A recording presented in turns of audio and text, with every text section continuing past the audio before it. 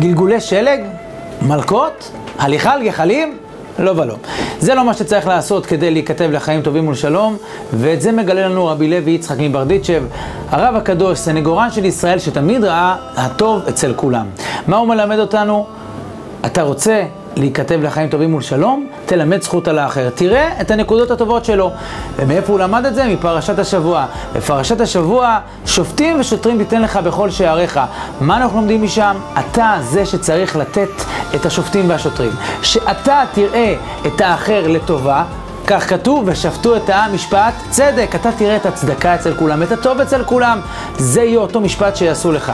המשפט, ראית טוב אצל האחרים, את אותו טוב יראו אצלך, וכך תיכתב לחיים טובים ולשלום. וכך כותב לנו הצלח הקדוש, על כן הירא דבר השם, יקבל עליו מעתה בלב שלם, ואהבת לרעך כמוך, ולדון את כל האדם לכף זכות. אז יזכה שיעבירו לו על כל פשעיו, ואין צריך לא סיגופים ולא איסורים, כי המעביר על מידותיו מעבירים לו על כל פשעיו. שנזכה לחיים טובים ולשלום. שבת שלום.